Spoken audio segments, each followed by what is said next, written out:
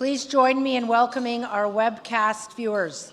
My name is Gillian Riley, and I have the great honor and pleasure of being the president of the Canadian Club of Toronto. Each season, the Canadian Club proudly provides a forum for leaders in every aspect of society to share their thoughts and ideas with us. Through our programs and activities, we offer access to dynamic political, business, and public figures. And of course, today's special guest is a great example. Before I formally introduce the 2017 Lifetime Achievement Award recipient, I just want to tell you about our final event of the season, which is next Tuesday, June 19th. We host an evening event called LGBT on Bay. Our distinguished panel will talk about the importance of being out as we acknowledge Pride Month. To order tickets or to learn more about the club, please visit our website at canadianclub.org. You can also join the conversation via Twitter and Instagram by following us at CDNCLUBTO or by using that hashtag. And we really hope you will tweet or post about today's event. I would like to thank our sponsors for their very generous support of today's event. Without our sponsors, these events are not possible.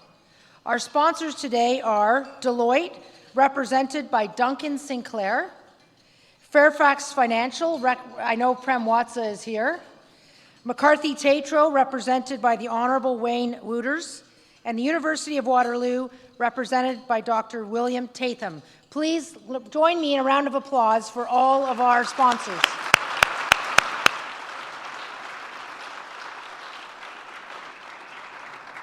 I would also like to acknowledge and welcome our Youth and Young Leaders Table from the University of Waterloo. It's very important that we bring our youth to these events, and they really, I don't know if you had a chance to speak to them, they get a lot out of it. So if you could please stand and we can recognize the youth from the University of Waterloo. Thank you for attending.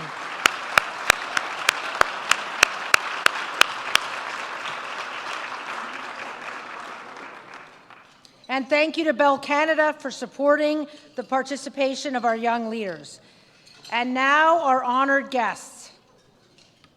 Each year, our club identifies a candidate for its Lifetime Achievement Award.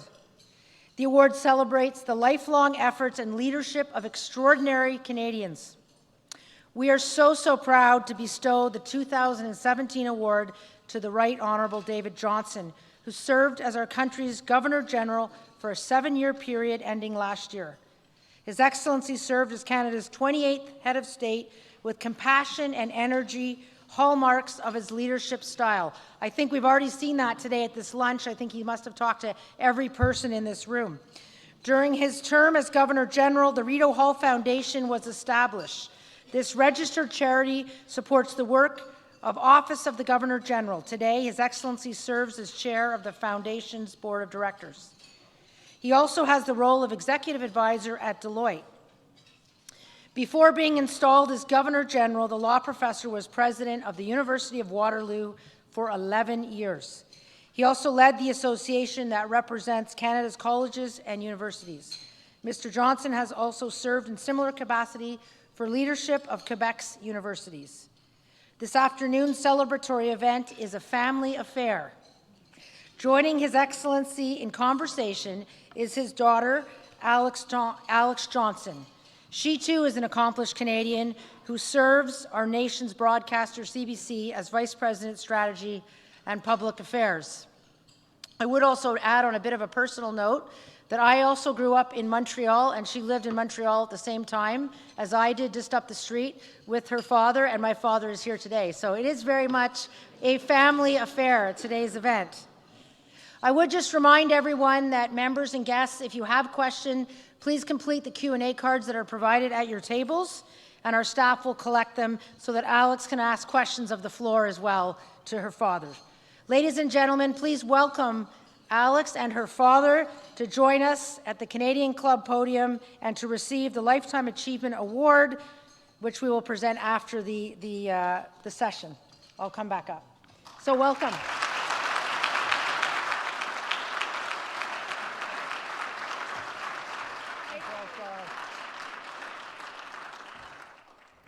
Well. Here we are. are. As soon as I walked in, I started laughing because all I want to do is make fun of him. So to avoid that, I've actually prepared a bit of a roadmap for the conversation. I thought, so that I would not just tell embarrassing family stories, we would talk about 4 things that are of interest to me and I think will be of interest to the room.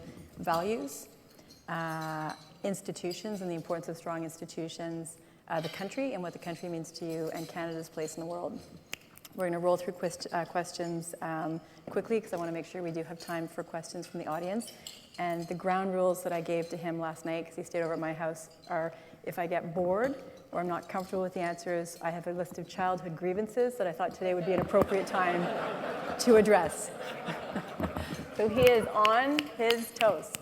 I want to start with values, and I will just say in terms of context, by no means as your children do we think you are a perfect man, but we all say that you are the best person we know. You have been an extraordinary father. You role model great values and you treat everyone with kindness.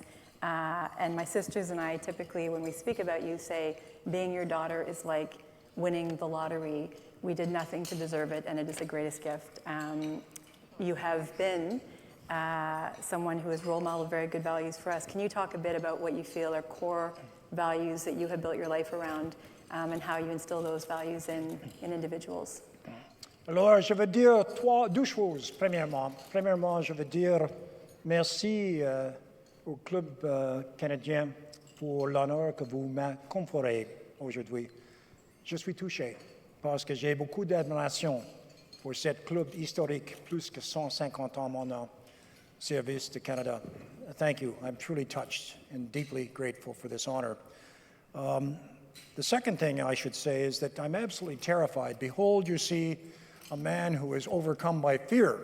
Because when I received this invitation, I thought, isn't that wonderful? I have so much respect for the Canadian Club, and I'll go and we'll have a wonderful time in Toronto, and I'll speak in governor generalities about very mundane things like Canada's the world's longest undefended border for 200 years and the ease of trade relations with our neighbor. John Macdonald's national policy and Wilfrid Laurier's failed Canada-U.S. free trade agreement in 1897. It would be very pleasant. Wayne, all governor generalities, I want you to know. Or it might be major projects like building a modest pipeline, a national project like the Canadian Pacific Railway that went through so smoothly. John Macdonald was never defeated. Or Trans-Canada Pipeline in 1954 where C.D. Howe was defeated, etc., all smooth. And then I learned that my number 2 daughter, as she would say, your favorite number 2 daughter, is going to cross-examine me. And I remembered all of those suspended allowances because she was too cheeky with the parents, or standing over the piano with the stopwatch, the half hour isn't finished, there's no dessert for dinner, and revenge is going to be had. So I am terrified. Let the games begin. Let the games begin. So the first question was values. Core values. Well, you've asked me a serious question, so I'll give a serious answer. My moral compass is the Christian faith. And the core of the Christian faith is the concept of love. And the great commandment is love thy God with all thy strength and all thy mind and all thy soul, and love thy neighbor as thyself. Those are the 2 commandments.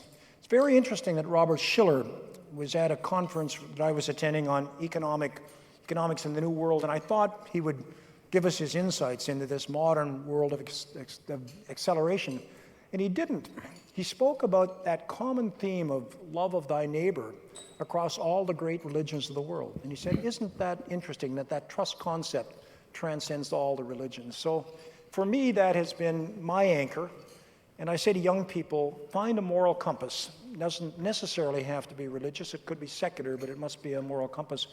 And Alex, I remember we were having dinner with Dr. Joe Nathanson, who was about age 92 at the University Club in Toronto. You were about 13.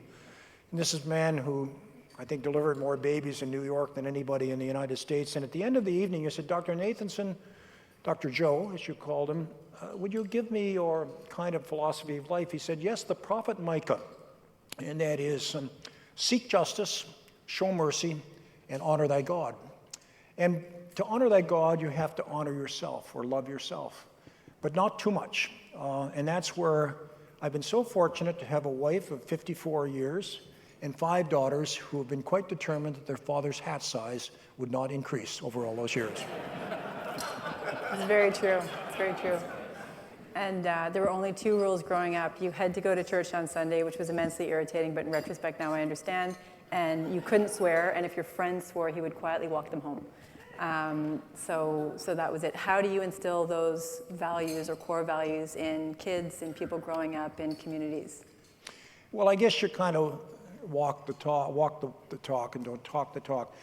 When I was installed in this wonderfully privileged office of Governor General 7.5 years ago, the title of my installation address was "A Smart and Caring Nation, a Call to Service." And I said, if you remember only 3 words of what I say today, they are cherish our teachers, cherish our teachers. And if we had a day together, I'd tell you 100 stories of teachers, mentors, coaches, seniors who have influenced my life. And it's interesting who you choose to admire in life. And if I have a value system and if I have a particular philosophy, I think it's come from those people whom I've watched. And so what do I find interesting and admiring about them? And you kind of pick up the habits. And so parenting is the greatest teaching responsibility. And with any luck, you're as lucky as Sharon, my wife, and I are with 5 daughters and now 14 grandchildren. George is right there. And we watch these same values that we admire passing on to 2nd and 3rd generation. So if anyone asked me, what's your greatest achievement in life, I would say just watching my daughters grow and now watching my grandchildren grow. Well, I'll just say one thing. I remember when you were installed as Governor General, you had something like 10 seats for people you could invite. And I remember the first advice was lots of great Canadians and people with big titles who had done extraordinary things. And in the end, you and Mom selected the 10 people who had been most impactful in all of our lives. And it was a combination of some Canadians you would know and some people from humble origins and humble lives who had touched you very deeply. And I remember looking at that group thinking, that's our life. And you brought people into our life that were good people with good values to role model it with you and Mom. We probably told you to be useful as well. Yes, you did. So institutions has been a pretty significant theme in your life. You've devoted your professional life to institutions. In your personal life, you've really committed to your churches. You've been a community builder. Strong institutions matter. And I remember when you took on the very sexy, glamorous task of crafting the Mulrooney-Schreiber Inquiry Terms of Reference. And I called you the day after it was announced, and I said, what are you doing? What are you doing? This is the worst assignment in Canada. And it wasn't as simple as this, but more or less you said, the Prime Minister asked me to do something, and he really asked. And when the Prime Minister asks you to do something, you do it. And I thought that is a perspective that you don't see or hear always. It's a perspective that matters. But institutions for you have been very important. Why do they matter? Why do strong institutions matter? And how do we build strong institutions? Yeah, that task force was a tough job. And it was Wayne's predecessor that made the first call before the Prime Minister. And, if you do believe in the public interest in serving the public, you say yes when you're asked, subject to caveats on that occasion. Either you don't have the skill set and the time is just overwhelming, and that was my first answer on that occasion. I don't have the skill set. I have not had any exposure to criminal law, investigation, etc. And secondly, I'm managing a modest university, and I don't think this can be done on weekends. Nevertheless, we did it. But the notion of public service has been a very key concept. And again, my spiritual beliefs are that you're put on the world, the earth to serve, and you do when asked. The institutions are very important. We have a book coming out in October on trust in public institutions, trust in leadership, trust in our organizations, where you find trust in information news, how you move from data to information to knowledge and wisdom, and where you go for that, where you find that. And for me, institutions like the Canadian Club of Toronto, like our democratic system, like our unusual constitutional monarchy with lieutenant governors and commissioners and governor generals, that's all part of a system that is trying to create an opportunity where people can grow to their maximum talents and where they can truly have equality of opportunity, fairness, and excellence too. And so I'm on a 1-year leave of absence from my law firm now for 54, 55 years. I guess I'll have to go to work. Prem, I'll have to go to work at some point in time. Duncan, I'll have to go to work at some point in time, right there. But I believe in the power of institutions, and good institutions create trust, and trust create a sense of purpose and a sense of cohesiveness in communities where individuals and families can actually prosper. And that's the basic premise of Canada. And the other thing I would say is that as trust comes in on foot and goes out on horseback, or as Mark Carney puts it in a modern version, trust comes in on foot and goes out in a Ferrari. It's a very slow and steady to build and quick to destroy. And so institutions properly governed do that well. And for me, the university as an institution has been such a precious one. So I began managing in a university context at a young age at 32 as a dean and then as a university president at one university. And then for 5 years, I was a free man again. I was a professor of law in the Center for Medicine, Ethics, and Law at McGill. I taught law all the time I was president there, but now I was full-time. And I worked hard. I wrote 7 books in 5 years, which is a fair number. And at the end of that 5 years, I said, you know, those are good books and they're useful, but 10 years from now, nobody will read them, nor should they. They are a statement in time. And what I really enjoy doing is building institutions, building strong teams, and going into an institution, and no matter how good it is, say when you come out at the other end, it will be stronger and stronger in its fundamental values. And so I got back into being a general manager of a university for another 11 or 12 years with my extraordinary friends at the University of Waterloo. And then I guess I'd probably be doing that kind of thing if I weren't asked by someone in Wayne's position and the Prime Minister to come and spend 7 wonderful years serving a public institution, which is this unique form of government, a constitutional monarchy with a parliamentary democracy. And I'll say a word on that. You do that. I will do that. Yeah, I was about to say a word, but you go ahead. Is that allowed? Yeah, enough about you. You're not going to cut me off? Yeah. Not this time? You know, people often ask me, don't you have somewhat of an archaic form of government in Canada? And I was at the 50th reunion of my American college graduating class, and they asked me to speak on public policy in Northern View. And 3 sentences into me describing what I did, they say, we thought we got rid of that in 1789, and for the better. But, you know, I said, if you look around the world today, and you want to identify 8 or 10 countries where by and large their citizenry is satisfied that their public institutions meet at least basic needs and with any luck help people to flourish, help the next generation to become better than the current generation.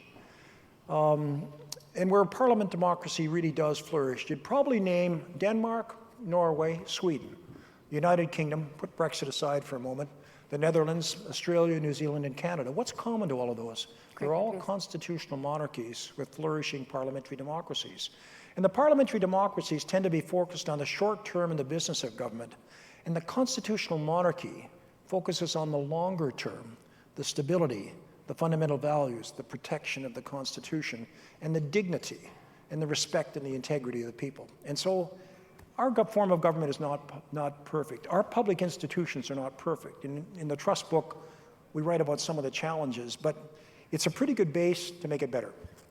I was just thinking when you were talking about that, both at McGill and at Waterloo, you truly love the institution in the way that you love your family. You really love them in a very profound way. But when you came to McGill in '79, McGill was in a really tough place by the time you left in whenever it was, '95.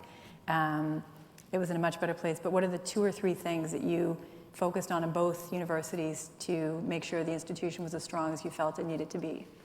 Well, number one, we were pretty young, and you and your 4 sisters were aged 3 to 11, and we didn't have to quite under the law, but Ron, you would remember well, Jillian, you remember well, our family, neighbors of yours. The kids all went into French-speaking schools. We had a difficult time finding a school for them initially because no one wanted to take 11-year-old and 9-year-old that didn't speak any French. And Allie, you and Debbie, your eldest daughter, failed her first year, and we thought, what have we done as parents? In London, Ontario, your biggest problem was there weren't enough days in the week to go to all the birthday parties you were invited to, and here you went through a whole year. You were not invited to birthday parties in Montreal for a long time, at least a couple of years. Never invited to another classmate's home because they didn't speak the language. And what have we done? But Sharon worked with the kids, and the second year was fine, and the third year there's flying, and they became global citizens. So They speak numbers of languages, and they've been in different parts of the world. Allie was in China for 2 years and a bit, learning Mandarin. Debbie was in China, on and on and on. So that was a very interesting family experience of moving into a challenging environment, but family holding together. The second thing was we were surrounded by great people. We were surrounded by love. The McGill community that brought this young couple and this young family to come into the university in 1979 when all the English traffic was going this way and going out was a challenge. And I guess we learned even more the reliance on other people. There's no I in the word team. Team concepts make a difference. And the real challenge was not the university, where the spirit was so strong, although it had been battered, and there was a little bit of a siege mentality, because a public university with a government that was hostile was not fun, and the atmosphere was not fun. But that solidarity, that aspiration for excellence was there, and then we just had to deal with the political situation and manage what you could as well as you can, and what you couldn't manage, just control and see through. And guess what? McGill became stronger and stronger. From a research point of view, Toronto Friends, University of Toronto Friends are absolutely wonderful, but on a per capita basis, it's by far the leading research university in the country. And it's that tradition of excellence lived on. And just one little story of what you do when you're managing systems of that kind. Prior to that time, prior to the 70s, when McGill had a chair to fill, organic chemistry or anthropology, the dean would say, give me the list of the 3 best teacher scholars in the country in this area of organic chemistry, 1, 2, 3. And we'll offer to the first one, don't get the first, the second, don't get the second, get the third. You'd get one of those 3 people 90% of the time. That was the draw of McGill. From about 1975 on, that was out of the window. You could not attract other families like ours coming down the highway into Quebec. So what we did was, we said we will not fill positions in 1 year. If you cannot fill this organic chemistry chair in this year, it'll be held over for another year, and we will not take it away from you, no matter what the budget is. Number 2, we will give you additional amounts of money to bring in visiting scholars internationally. So go around the world and find that best organic chemist or the second best, and then bring them here for a trial period and take 2 years or so to do it. Guess what happened? Many international people weren't particularly worried about the political future of Quebec. They were interested in a really strong university with a strong effort for excellence. And not only did the international, multicultural, pluralistic approach of McGill to the world broaden dramatically, but the quality of excellence, which was already good, went a notch up. Now that was kind of a positive story. There are lots of other more challenging ones, but it's how that marvelous university just gave us 15 wonderful years, and I think for you kids, a pretty interesting way to grow up. Agree with that. I feel like you love your family more, but you love your country as much as you love anything. I see you express gratitude for what Canada has given to you and Mom, to little kids from Sault Ste. Marie, and lots of different opportunities opened up to you on the basis of community, on the basis of mentors and people reaching in and helping you fulfill your potential. You, in the last few years, have written 3 books. You're in the process of writing the 3rd, one on the idea of Canada, one on innovation, and now you've done a children's version, which is great, and my 3 kids who are here love. And you're writing one on trust. Why are these topics that you wanted to bring to the country, and why do you think they matter? Well, very simple. I actually find writing hard. My wife gets up at 6 o'clock in the morning, and she writes till about 11:30, and then she goes and rides her horse, and then she begins her day at 1 o'clock, and all is well. She actually enjoys it. I find it hard, and I think this is book 35 or 36 or 37, and every time I finish, I say, I'll never do that again. Fortunately, I get a lot of help to write these days, and you just couldn't do it. I'm actually his ghostwriter. I'm writing the book. Wrote one co-authored with your elder sister on cyber law, Debbie, which was good fun. But I do so because the last 3 books really have to do with pretty fundamental values for the country.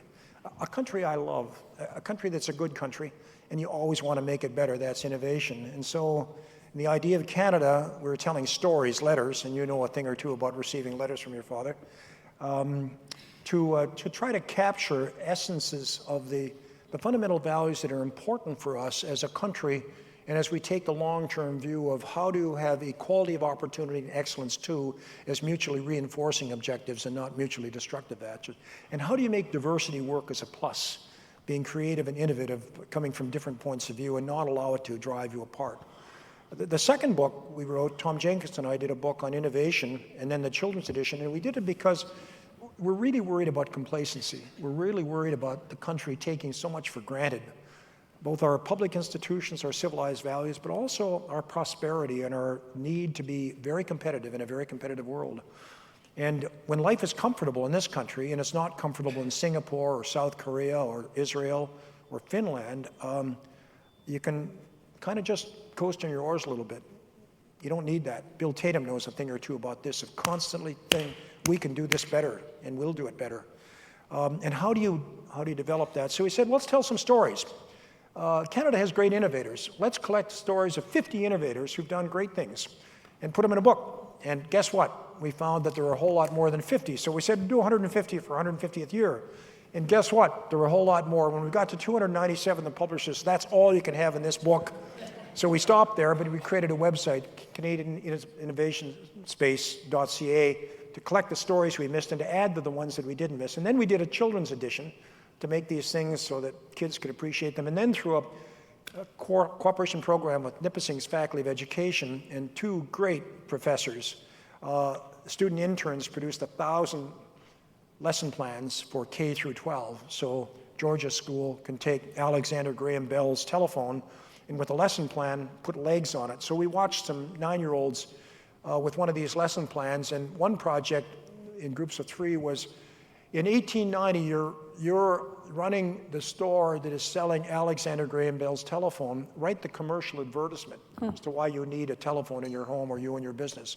And then another group of 9-year-olds, 3 of them in each, would write the owner's manual to explain what happens with this thing when you pick up the receiver and say, hello operator there.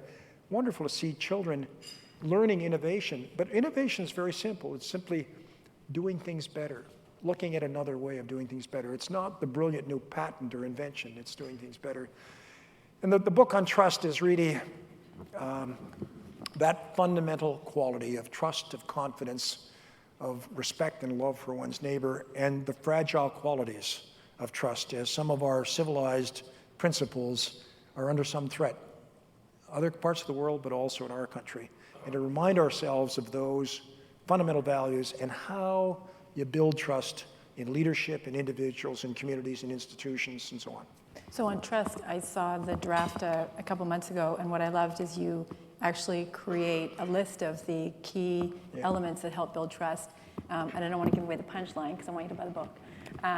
But what are a few of the things that really go into building trust in people, building trust in institutions? Well, there are 20 of them that we try to capture as kind of a maxim. And you know, one is doing the right thing, not just the thing right. Just ponder on that for a little bit of a moment.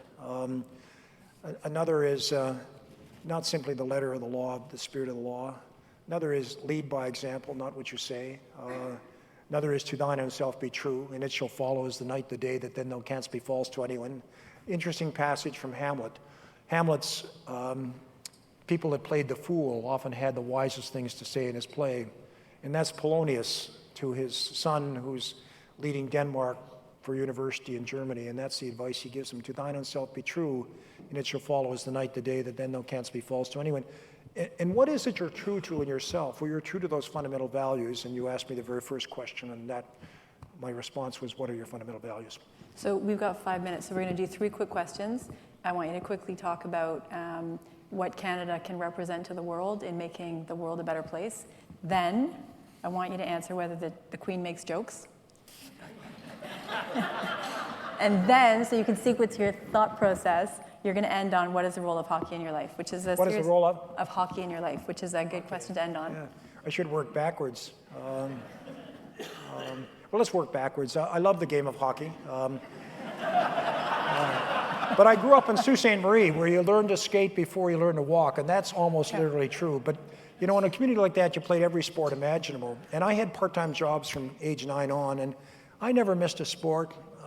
I never missed a class. I was a good student. It was a great community. And I come from very modest circumstances, but that was a big thing. And then at one point I thought of a professional career in hockey, and probably a good thing I didn't. I graduated from college. I was a 150-pound defenseman, and Boston Bruins was in those days you didn't have a draft. It was a neighboring team, and it probably would not have been a great life. I would have gone to the farm team, Providence Red, and be going to night law school and so on. I had a scholarship to Cambridge and took that, and that was good. But the game of hockey is great for me, and one of the things that concerns me a lot is violence in hockey and concussions. So with other great people like Ken Dryden, we've been on a bit of a crusade to try to make the game safer for Georgia and her siblings. I want my grandchildren to play that game and love it as I did, and we can make it a whole lot safer. Enough about hockey for the moment. Does the Queen make jokes? Yeah, the Queen's actually very funny, and you're never supposed to talk about that. You're also not supposed to catch her by the elbow. You only make that mistake once. You know, only the British tabloids, they have such a cult about that. But as I did that, when the carpet was a little slippy at Canada House, I thought, if I don't grab her elbow, my mother is going to reach down from heaven and slap me on the ear. Queen is really, actually very funny, and her husband is very funny in a different way. And if we had more time, I'd tell you about wonderful stories with them, including your mom wearing her shoes for a weekend when we were at Balmoral, because we came with only formal stuff, and the Queen and Sharon spent most of the time in the stable, and so she wore the Queen's shoes, which was kind of a lot of fun. First question. First question is your view of Canada's potential role in the world and making the world a better place. Well, this is a marvelous country, and it's a social innovation itself. It's an innovation based on the premise that diversity can work for you, not against you. And Chancellor Merkel was with us 3 or 4 years ago. One of the great privileges is you meet these marvelous people, and she's a research chemist, so she was cross-examining me on how do you make this crazy quilt of heterogeneity work. And I was questioning her on whether the European Union, that a Nobel Peace Prize for keeping peace for 60 years, how do you continue it? And we were both respectful of one another, but we were cross-examining, as you would, and I'd have 5 minutes and she would. And so when she asked me that question, Stephen, I think you kept 10 copies of Why Nations Fail in your office. I think you went and got a copy of the book, which I gave her. It's a book by Darren Acemoglu of MIT and James Robinson of Harvard, but it's a Canadian Institute for Advanced Research project. You know a bit about that, Paul. And its basic premise is those societies that are inclusive in their economics and politics are in an upward spiral, and those that are extractive in their economics and politics are in a downward spiral. Notice not inclusive and exclusive. She picked up on that. She says it's not a 180-degree opposite. Extractive, funny words. So she broke into German for 3 or 4 minutes, and in that period of time, she and her ministers came up with 17 synonyms for extractive, kind of ugly features of it. But for me, this is why this nation is not failing. It's inclusive in its economics and politics. And the social innovation is that you can actually build a society based on diversity, not hunkering around very common values and tight associations, but broad associations where you do have a respect for the other, and the other can contribute a part of that matrix, but it's fragile. You have to work at it all the time in all the way you can. And that's what I hope Canada, without being non-Canadian and bragging, can show that we can make this work. We can make diversity work for us. We can ensure that we have equality of opportunity and excellence too. We can assure our children that their life will be better than ours. And as Ian, where's the Waterloo group that you had, Tech for Good, Ian Klugman? 10 days ago in Waterloo, a conference based on tech, which said the moral values of tech. Like Adam Smith's real book was The Moral Imperative. It wasn't Wealth of Nations. How you can make tech work for good. That's the Canada that I want to show to the world, and that we can be a peaceful, peace-creating, cooperative nation and not one that is bellicose. So I will end by saying you're lucky you were a good father, because this conversation could have gone very differently. I love you very much, and I'm very proud of you because you're such a wonderful person. Thank you. Yeah, thank you. And these were over? I can leave? You want to talk? No.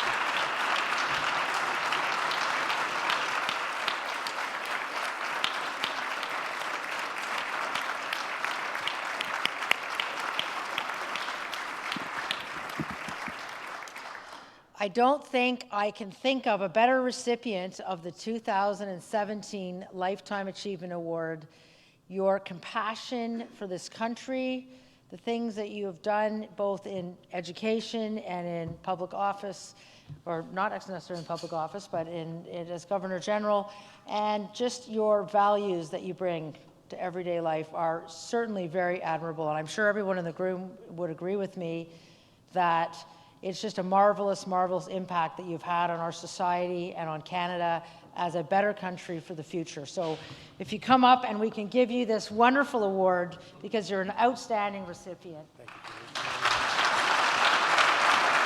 We'll get a photo. We'll get a photo.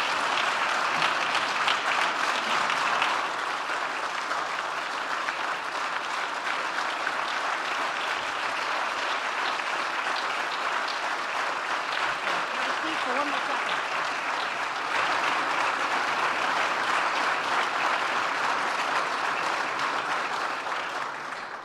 Just to say thank you, Alex, for your wonderful interview style. I think a father-daughter is a wonderful way to do an interview, and it was very personal, and it felt very heartfelt, and it was very meaningful, I'm sure, for all of us. So you did a great job. Thank you to Alex as well.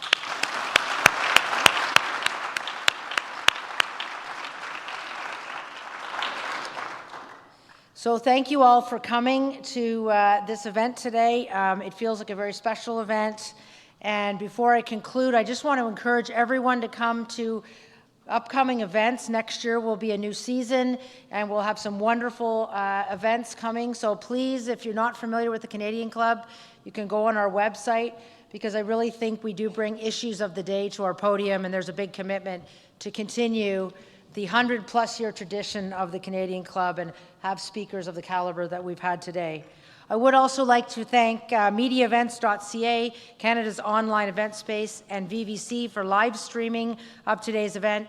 And I would be remiss if I didn't thank our sponsors one last time for their generous support of these events: Deloitte, Fairfax Financial Holdings, McCarthy Tétrault, the University of Waterloo.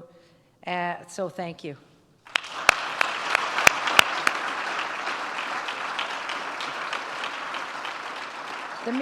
The meeting is now adjourned. Have a wonderful afternoon, and thank you again for coming.